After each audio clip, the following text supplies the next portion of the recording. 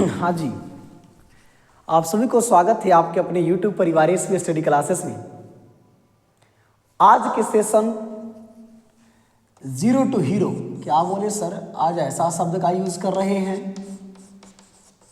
हाँ, तो zero to hero maths, mathematics, maths में हम लोग जीरो टू हीरो देखने वाले हैं, बनने वाले हैं।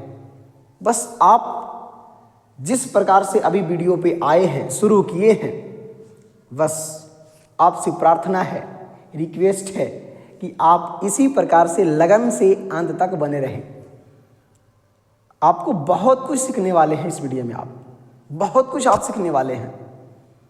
बेसिक क्लास, यानी कि आप यहाँ से क्लास कर लेते हैं तो क्लास 10वीं तक के बच्चों को आप आराम से बैठा करके टेस्ट ले सकते हैं, उसका नॉलेज क्या है। तो ये वीडियो सभी लोग के लिए है जो 10वीं तक के बच्चों को बैठा करके पढ़ाना चाहते हैं, टेस्ट लेना चाहते हैं। वो कितना पानी में है, उसका औकात कितना है गणितीय क्षेत्र में, तो उसी चीज़ को आपको यहाँ पे आज बताने वाले हैं। आप पूरे वीडियो को बढ़िया से देखें, समझ में आएगा बहुत कुछ।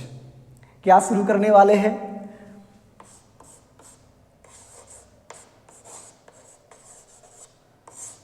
बिंदु, पॉइंट। आज सेशन में हम लोग पॉइंट चलेंगे। पॉइंट सर, ये हेडिंग याद दे दिए, आए लगातार। हाँ, तो देखिए मेरे भाई बहन लोग,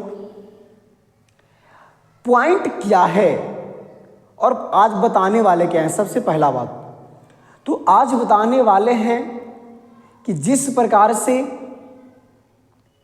एक ईंटा देखो, जो दीवार बनता है, ईंट से ईंट मिल कर करके, ईंट से ईंट मिल कर करके बहुत बड़े दीवार इमारत बना लेते हैं। तो सेम उसी चीज को यहां पे आपको जिक्र करने वाले हैं पॉइंट से।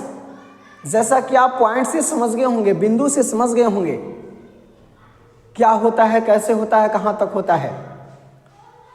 और उसी चीज को यहां पे मान ली कि बिंदु आपका एक ईंट है, ईंट से भी और नीचे मान लेते हैं तो मिट्टी है, और उससे बहुत बड़ा हम लोग इमारत बनाने वाले हैं। कैसे बनाएंगे, कहां पे बनाएंगे, पूरी वीडियो में आपको बताया जाएगा।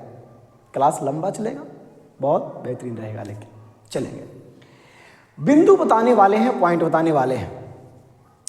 तो समय को ना गवाते हुए आप सभी लोग कमेंट कर दें, yes sir, yes sir, yes sir. इस वीडियो से मैं प्रसन्न हूं, मैं देखूंगा अंत तक, और मैं शुरू करने वाला हूं। ठीक है, हो सके तो आप लोग एक थोड़ा सा 2-3 गो पेज लेकर के बैठ जाएं, कलम लेकर बैठ जाएं, पूरी बातों को माइंड में साथ साथ अपने कॉपी में भी बना लें। बिंदु क्या होता है, यहां से शुरू करने वाले हैं। बिंदु, देख मेरे भाई, आप कहीं भी पढ़े होंगे, आप पढ़े तो होंगे, तब तो सीख रहे हैं ना, है ना। चलेंगे। बिंदु, पॉइंट, पॉइंट एक नंबर पॉइंट बोला। कभी कभी इस लैंग्वेज का हम लोग यूज करते हैं, फलाना एक नंबर पॉइंट बोला। बिंदु, तो बिंदु का परिभाषा वही मैंने भी पढ़ा है जो आप जान रहे हैं, और वही बात आपको बढ़िया से क्लियर करने वाले हैं। बिंदु क्या है, बिंदु नहीं होता तो क्या होता, क्या बिंदु को होना जरूरी है। क्लियर, इतनी बात। बिंदु क्या है जो देखिएगा आप, तो बिंदु यहां पे लिखे हैं कि वैसी सबस्टांस, वैसी आकृति, वैसी वस्तु, वैसी चीज। क्या ये चीज नहीं है, क्या ये चीज नहीं है, ये चीज नहीं है, ये चीज नहीं है। बोर्ड है ना, सभी चीज चीज है, वस्तु है, आकृति है, आकृति है, समझ गए। तो उसी प्रकार से कौन सी आकृति को हम लोग कहेंगे जी, बिंदु, पॉइंट, कौन सी आकृति को हम लोग कहेंगे। तो आपको बस एक बात बोलेंगे कि देखिए, वो वैसी आकृति जिनमें ना तो लंबाई हो, ना तो चौड़ाई हो, ना तो मोटाई हो, और ना ही ऊंचाई हो। ये क्या बोल दे रहे सर, ऐसा फॉर्मूला तो कभी हम पढ़ ले ना भाई नहीं समझ गए, पढ़ ले वानी, देख लिए खाली गौर से। यानी कि वैसे आकृति के बारे में आपको चर्चा किया जा रहा है। यहाँ पे वैसे आकृति के बारे में आपको बताया जा रहा है कि जिसमें क्या क्या, कोई भी आकृति दिखाने के लिए क्या क्या होता है बताइए तो आप ही। लंबाई होता है, चौड़ाई होता है, मोटाई होता है, ऊंचाई होता है। अब इतना जब 4 गो नाम ले लेती इसके बाद हो ही सकता तो क्या हो सकता है, क्या फैटाई हो सकता है ना, फैलाई हो सकता है। जो इतना 4 गो नाम ले लिए तो सब चीज़ आपको आ गया, पूरी दुनिया गोल मटोल।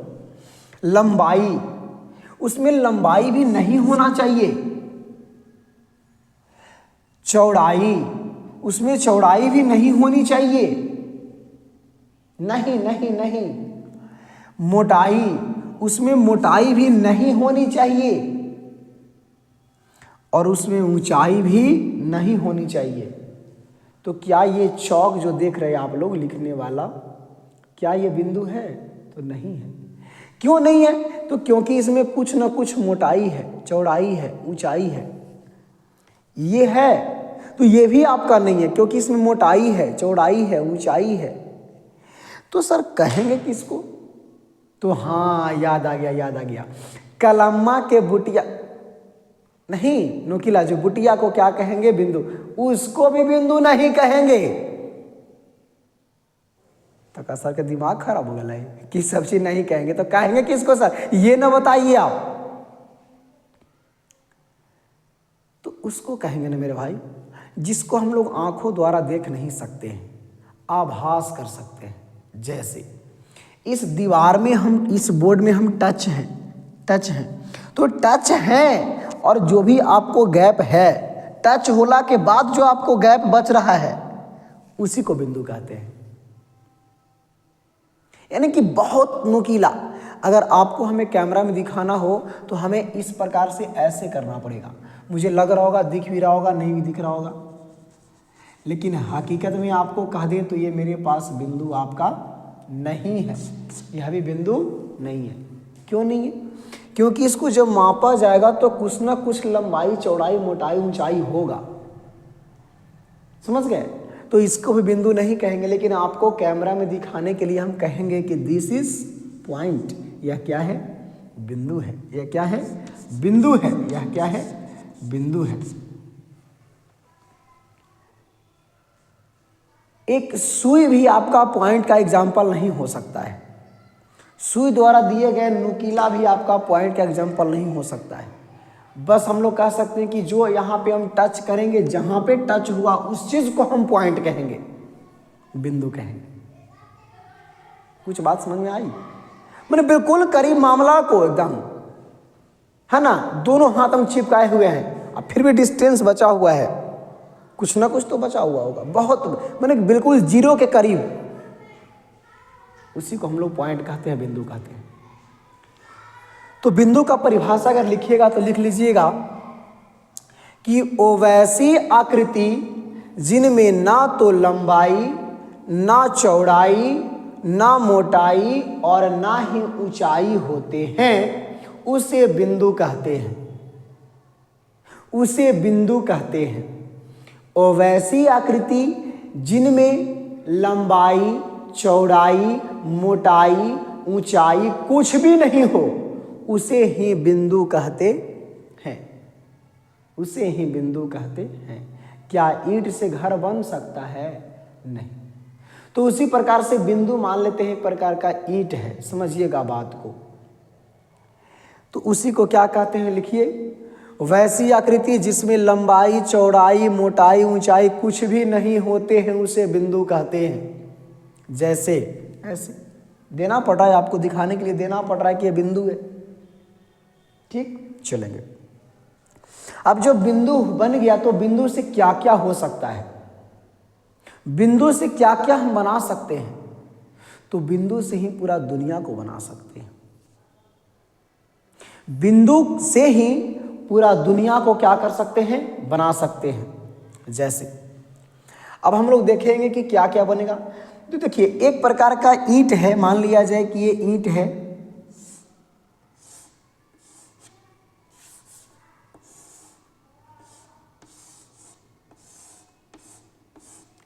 ये आपका ईंट है, क्या ये है, ईंट है। तो एक ईंट कुछ बना सकता है कोई मकान दुकान? नहीं। तो अगर इसी प्रकार से हम कई ईंट को जोड़ दें इसमें, कई ईंट को जोड़ दें इसमें, तो आपको ऐसा नहीं लग रहा है कि एक दीवार बन जाएगा?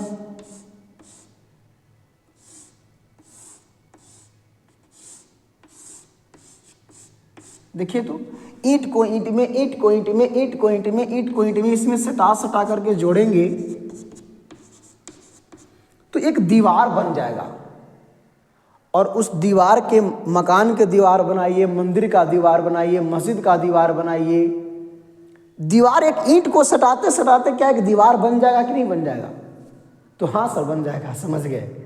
अरे जिस प्रकार से छोटे छोटे जो क्या होता है मिठाई, एक लड्डू, उसमें बूंदिया, अरे बूंदिया जो हम लोग कहते हैं बूंदिया, तो ढेर सारा बूंदिया अगर इकट्ठा कर देते हैं तो लड्डू बन जाता है। क्या बन जाता है? लड्डू बन जाता है। तो इसी प्रकार से हम लोग ढेर सारे ईंट को मिलाएंगे तो दीवार बन जाएगा, मकान बन जाएगा। ढेर सारे बिंदु को मिलाएंगे तो वो भी कुछ कुछ बन सकते हैं, वो भी कुछ कुछ बन सकते हैं। जैसे प्लेट बाई प्लेट, जिसको हम लोग कहते हैं बेंच का जो प्लेट होता है, प्लेट बाई प्लेट को ऐड कर लेते हैं तो एक चौकी बन जाता है। समझ गए? तो इसी चीज को हम लोग यहाँ पे गौर करेंगे, ईंट से एक मकान दीवार बन जाएगा। तो उसी प्रकार से हम लोग चलने वाले हैं पॉइंट में, बिंदु में। तो बिंदु में क्या हो जाएगा कि वैसे आकृति जिनमें लंबाई, चौड़ाई, मोटाई, ऊंचाई कुछ भी नहीं होते हैं उसे बिंदु कहते हैं। अब जब बिंदु आ गया तो बिंदु मिलकर के सट सट करके कुछ भी बना सकता है। देखिए आपको दिखाने के लिए दो बिंदुओं के बीच के गैप भी लगाए हैं, लेकिन अगर बिल्कुल अगर इस प्रकार से वो सट जाए, एकदम एक दूसरे पे सटल रहे तो इस प्रकार से लंबा बना लेगा। तो जब इस प्रकार से लंबाई उत्पन्न कर लेगा, इस प्रकार से जब लंबाई बना लेगा तो लंबा होने के बाद कुछ भी बना सकते हो उसको। हम इसको जब पूरा बना लेगा तो इसमें क्या क्या क्या है? लंबाई है, तो हाँ सर जी लंबाई है। चौड़ाई है, तो बिंदु के अनुसार कोई चौड़ाई इसमें नहीं है। ऊंचाई है, तो बिंदु के अनुसार कोई ऊंचाई नहीं है। मोटाई है, तो बिंदु के अनुसार कोई मोटाई भी नहीं है। यानी कि केवल और केवल लंबाई हो, इसी को हम लोग क्या कहते हैं? रेखा कहते हैं, रेखा कहते हैं। और फिर रेखा कई प्रकार के हो जाते हैं। कोई रेखा गया, टूट गया, जुट गया, छोटा है, बड़ा है, टेढ़ी मेढ़ी है, बहुत प्रकार के रेखा हो जाते हैं। यहाँ पे सब कमाल ये बिंदु का है, सब ये कमाल बिंदु का है। जब बिंदु हम लोग नहीं जानते, बिंदु को नहीं सटाते तो एक दूसरे से बड़ा आकृति नहीं बनता, और बड़ा आकृति नहीं बनता तो रेखा नहीं बनाता वो। जैसे जिस प्रकार से ईंट ईंट को जोड़ जोड़ के बड़ा दीवार नहीं बनाते तो बड़ा मकान इमारत नहीं बनाते हम लोग। पहले आपको ईंट की आवश्यकता पड़ा, उससे पहले मिट्टी की आवश्यकता पड़ा, तो हम लोग मिट्टी से शुरू किए हैं, बड़े बड़े इमारत तक पहुंचेंगे। तो यहाँ पे क्या जोड़े? ईंट ईंट को जोड़ करके बड़ा दीवार बनाए। अब दीवार को कुछ में भी आप फाइंड कर सकते हैं, बना सकते हैं, तो हमको आपको मर्जी पे डिपेंड करता है। तो सबसे पहले हम लोग जाने बिंदु, पॉइंट, कि वैसी आकृति जिसमें लंबाई, चौड़ाई, मोटाई, ऊंचाई कुछ भी ना हो उसे बिंदु कहते हैं।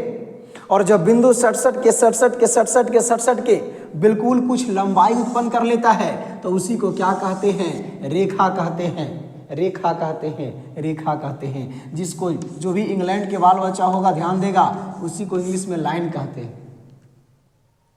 चलेंगे तो अब हम लोग क्या चलेंगे कि पॉइंट से बना क्या? तो पॉइंट से क्या बनाए हम लोग? रेखा बनाए, रेखा बनाए। समझ गए? रेखा वैसी आकृति जिसमें केवल और केवल लंबाई होते हैं, उसी को क्या कहते हैं? रेखा कहते हैं।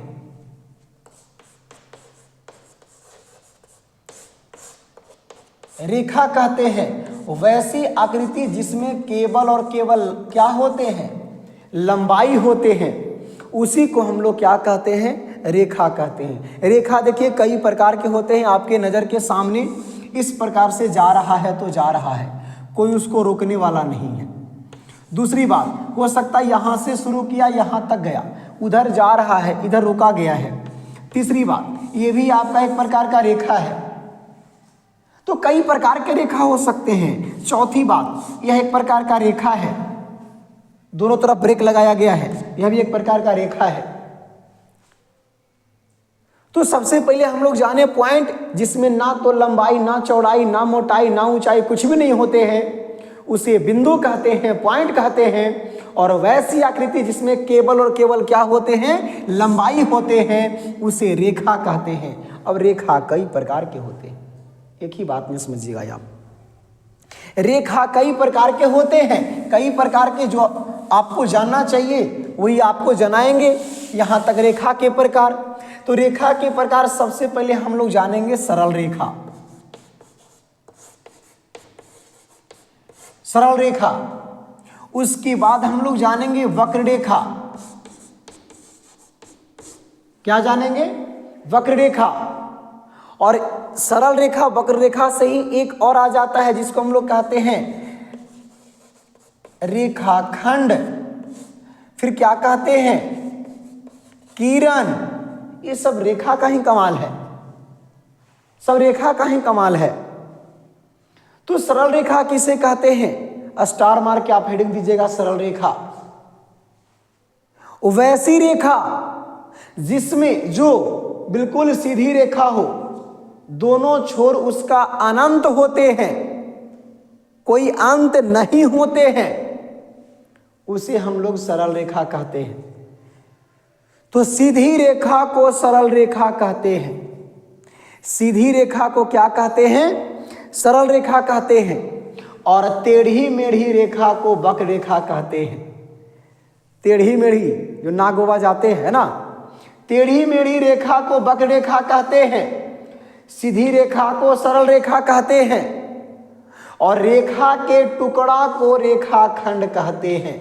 मान लिया जाए कि यहाँ से कहीं तक कोई रेखा है, उसके दो बिंदुओं को निश्चित मान लिया जाता है और तोड़ लिया जाता है कि 5 मीटर के लाओ इधर, तो 5 मीटर उसका लेंथ इक्वल हो गया, लेंथ उसको बता दिया गया, फिक्स हो गया, तो उसी को रेखाखंड कहते हैं।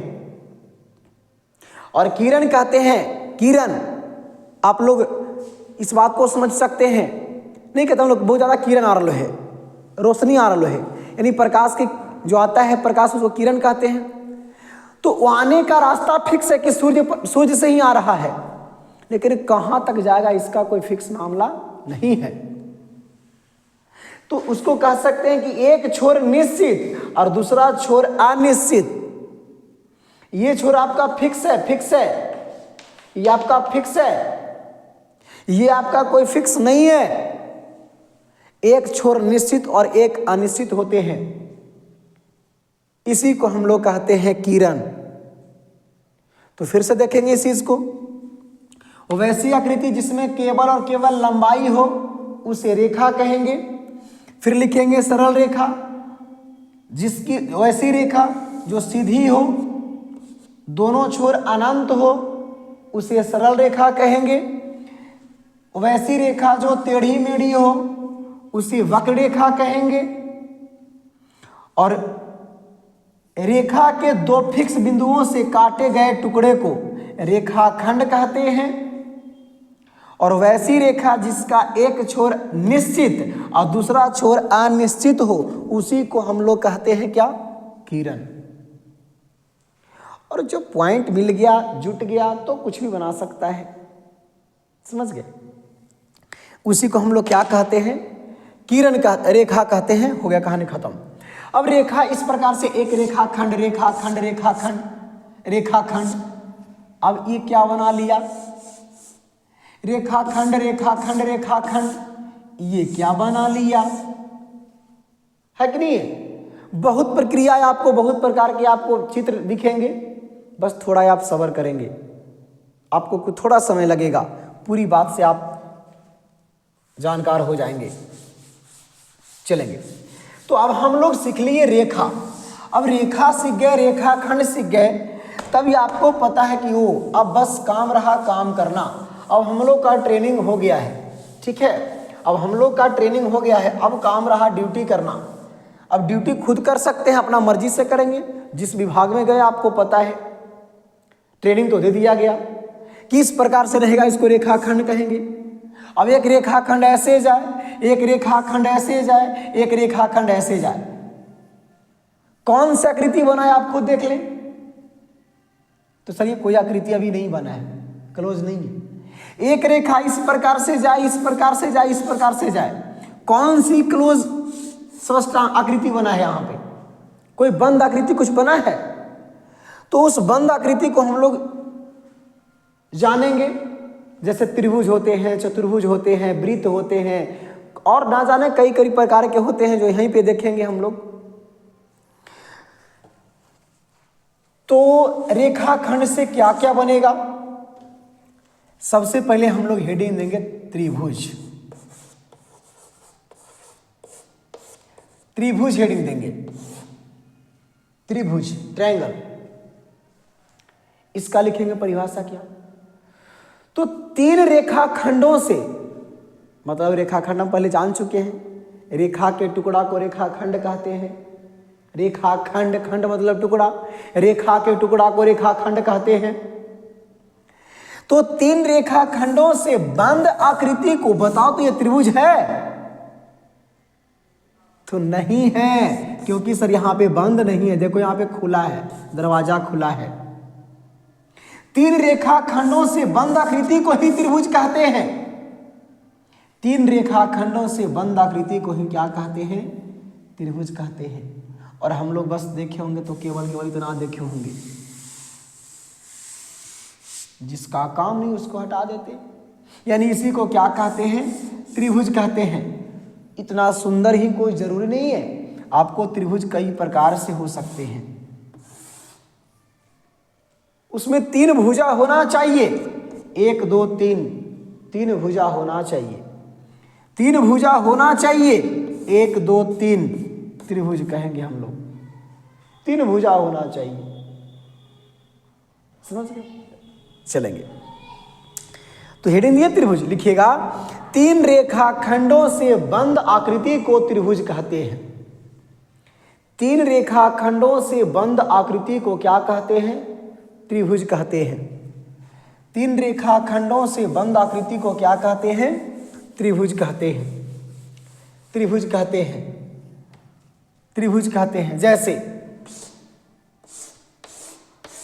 ये आपका है कि नहीं है, आप समझ ही सकते हैं,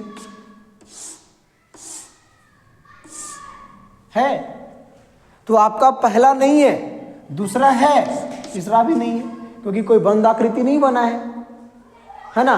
तो तीन रेखाखंडों से बंद आकृति को क्या कहते हैं? त्रिभुज कहते हैं। आप आकृति को बंद रखें, आकृति को बंद होना चाहिए, क्लोज होना चाहिए, उसी को त्रिभुज कहेंगे, त्रिभुज कहते हैं। अब त्रिभुज कई प्रकार के होते हैं। त्रिभुज को दो भागों में बांटा गया है। कितने भागों में? दो भागों में। पहला बांटा गया है कि कोण के आधार पर,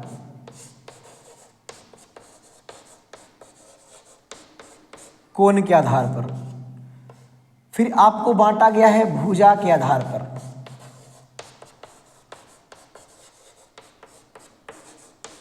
आधार पर। अब यहां पे सबसे पहला थोड़ा सा बताना भूल गया, कोण क्या है? कोण मतलब कोना। एक ईंट इधर से लगाएं, एक ईंट इधर से, जो दो दीवार मिलता है वहां पे क्या बनता है? कोना बनता है। तो उसी प्रकार से दो रेखाखंडों के जो झुकाव उत्पन्न होता है, इसी को क्या कहते हैं? कोण कहते हैं। एक रेखाखंड ऐसे गया, एक ऐसे गया, यहाँ पे जो झुकाव उत्पन्न हुआ इसी को क्या कहेंगे? कोण कहेंगे। ये आपका कोण है, ये आपका कोण है, कोण है, कोण है। तो कोण समझ गए? कोण आपका यही कोण हुआ, दो रेखाखंडों से जो झुकाव उत्पन्न होता है उसे कोण कहते हैं। क्लियर? तो अब त्रिभुज को कोण के आधार पर बांटा गया है। तो कोण के आधार पर त्रिभुज कितने होते हैं? 3 होते हैं। और भुजा के आधार पर भी त्रिभुज कितने प्रकार के होते हैं? तो 3 प्रकार के होते हैं। कोण के आधार पर भी 3 प्रकार के और भुजा के आधार पर भी 3 प्रकार के होते हैं। कौन कौन होते हैं? पूरी मामला को हम लोग देखें तो लिखिएगा, त्रिभुज को मुख्यतः 2 प्रकार से बांटा गया है। पहला कोण के आधार पर, दूसरा भुजा के आधार पर। कोण के आधार पर, दूसरा भुजा के आधार पर। अगला पॉइंट लिखिएगा, कोण के आधार पर त्रिभुज मुख्यतः 3 प्रकार के होते हैं। कोण के आधार पर त्रिभुज मुख्यतः 3 प्रकार के होते हैं। कोण के आधार पर त्रिभुज मुख्यतः कितने प्रकार के होते हैं? 3 प्रकार के होते हैं। पहला न्यून कोण त्रिभुज, दूसरा न्यून कोण त्रिभुज, दूसरा समकोण त्रिभुज, तीसरा अधिक कोण त्रिभुज। आपको साइड में बता दें कि न्यून कोण क्या होता है, फिर आपको बता दें कि समकोण क्या होता है, और आपको बता दें कि अधिक कोण क्या होता है। बस वो क्लियर हो जाएगा। तो न्यून को न्यून पहले आप सम को देखेंगे, सम को देखेंगे, सम को देखेंगे। सम मतलब होता है बराबर 90,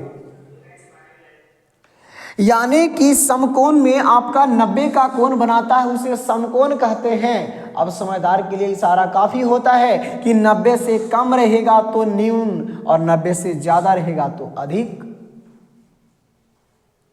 लेकिन परिभाषित कैसे करेंगे? तो वैसा कोण जो 0 डिग्री से बड़ा, जो 0 डिग्री से बड़ा और 90 डिग्री से छोटा हो, 90 डिग्री से छोटा हो, उसे न्यून कोण कहते हैं, उसे न्यून कोण कहते हैं। आगे लिख दीजिएगा समकोण त्रिभुज, सॉरी समकोण। वैसा कोण जो 90 के बराबर हो, केवल और केवल 90 हो, ना कि 89 हो, ना कि 91 हो, प्रॉपर 90 के बराबर हो, उसे समकोण कहते हैं। और अगला लिखिएगा अधिक कोण।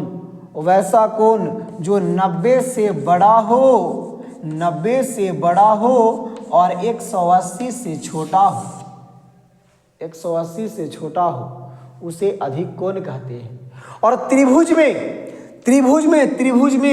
180 डिग्री का कोण बनता है। त्रिभुज में 3 भुजा और 3 कोण होते हैं। त्रिभुज में 3 भुजा और 3 कोण होते हैं। तीनों कोणों का योग कितना हो जाता है? 180 से ज्यादा नहीं तो इससे कम होता है। तो कोण के आधार पर त्रिभुज को 3 भागों में बांटा गया है।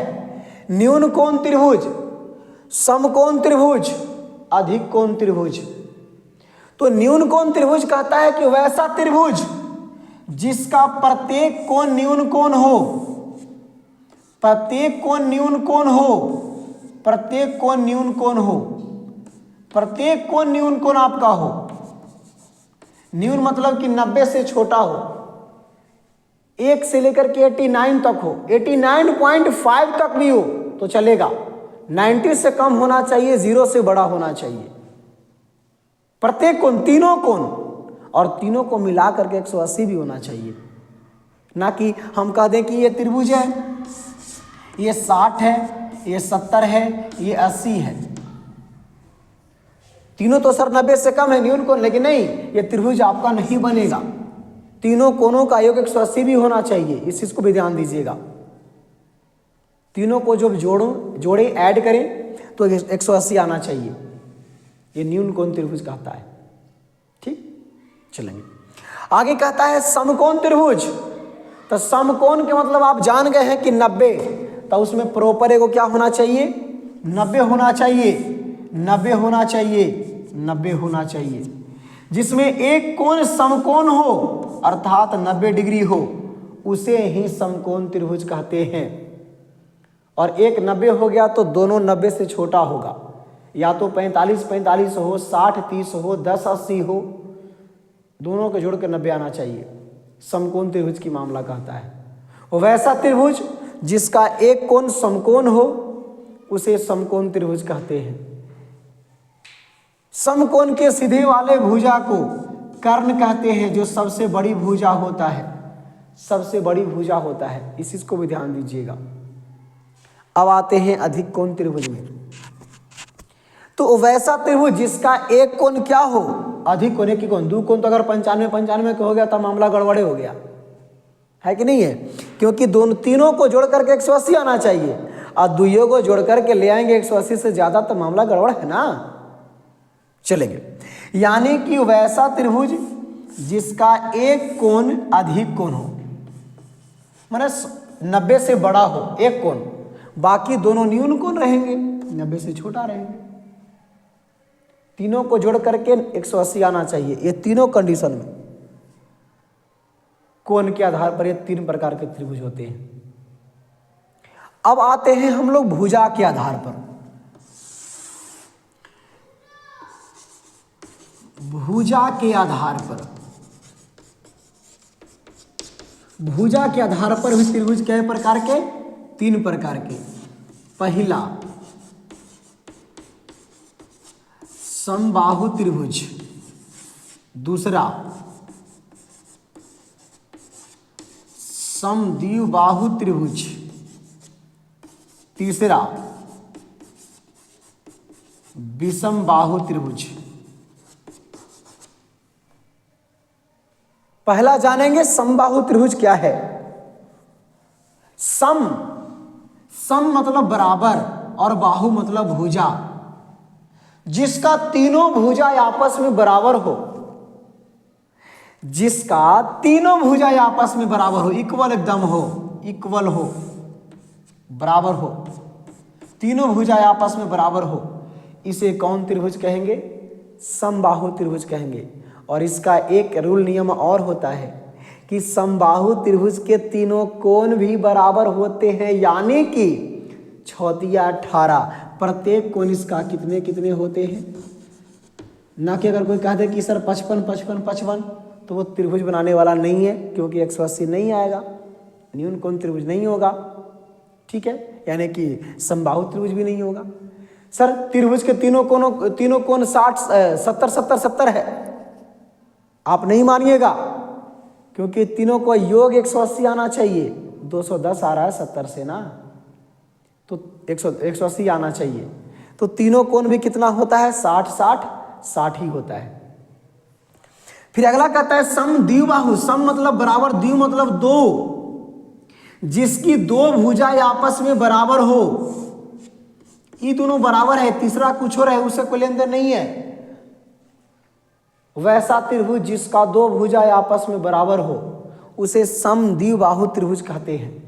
समद्विबाहु त्रिभुज कहते हैं, समद्विबाहु त्रिभुज कहते हैं।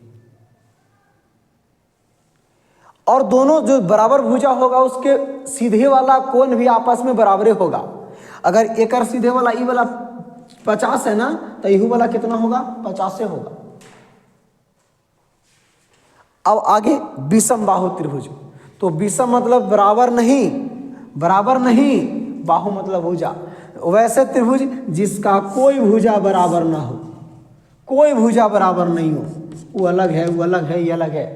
तीनों भुजा बराबर नहीं हो, यानी तीनों कोण भी आपस में बराबर नहीं होंगे, तो उसे विषम बाहु त्रिभुज कहते हैं। उसे विषम बाहु त्रिभुज कहते हैं। त्रिभुज तक मामला क्लियर? चलेंगे।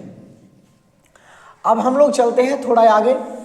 त्रिभुज तो बन गया भाई, और कुछ बनने वाला है पॉइंट से, लाइन से, रेखा से। तो बहुत कुछ बनने वाला है, बस आप बने रहें, आप बने रहें। चलिएगा,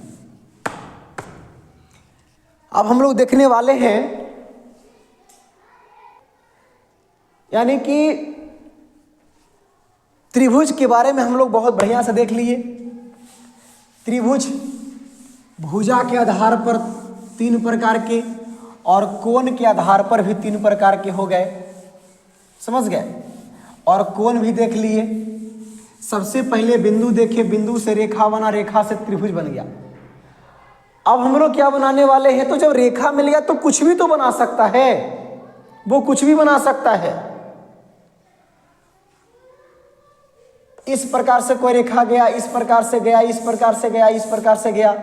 तो जो बंद आकृति बनाया, बंद आकृति बनाया, इसी को कहते हैं चतुर्भुज। चतुर्भुज क्योंकि 4 रेखा खंडों से निर्माण हुआ है, 4 भुजा से मिलकर के बना है, तो इसी को कहते हैं चतुर्भुज। क्या कहते हैं? चतुर्भुज। तो जैसे त्रिभुज तो खैर सिंपल वे में हम लोग चले तो त्रिभुज भुजा के आधार पे 3 हो गए, कोण के आधार पे 3 हो गए, लेकिन चतुर्भुज में मामला गड़बड़ है। चतुर्भुज बहुत प्रकार के बनेंगे, क्योंकि इसमें 4 भुजा है ना, तो 4 गो बनेंगे। आपको लग रहा होगा सर त्रिभुज था तो 3 गो बना, चतुर्भुज है तो 4 गो बनेगा। नहीं, ऐसा कोई मामला नहीं है, समझ गए। कई प्रकार के बनेंगे, ज़्यादा नहीं बनेंगे, 50-100 नहीं बनेंगे, कई प्रकार के बनेंगे। जैसे मुँह ज़बानी आपको बोल दें, आप जानते होंगे, आयत हो गया, वर्ग हो गया, समचतुर्भुज हो गया, समानांतर चतुर्भुज हो गया, समझ गए। और बहुत सारे हो जाएंगे, और जो आपको समचतुर्भुज भी होंगे, वर्ग भी होंगे, ठीक है। यानी कि उसमें 4 भुजा होगा। 3 भुजा वाले को हम लोग बढ़िया से देख लिए, 4 भुजा वाले को हम देखेंगे। तो ये वीडियो जो रहा है आपके लिए पार्ट 1 ही रहा, ज़्यादा लंबा नहीं बनाए, पार्ट 1 रहा, जो आपको बिंदु से लेकर के त्रिभुज तक लेकर के आए हैं। अगले स्टेप जो पार्ट 2 चलने वाला है वो आपको भी पता है, यहीं से बता दें। पार्ट 2 चलने वाला है, वो कहाँ से शुरू होगा? चतुर्भुज से शुरू होगा। तो ध्यान रहे इस बात को, जिस प्रकार से पार्ट 1 में समय दिए हैं उसी प्रकार से पार्ट 2 में भी आप समय दें। तो आज तक क्लास इतना ही, बाकी फिर अगले दिन। तब तक के लिए नमस्कार, थैंक यू सो मच।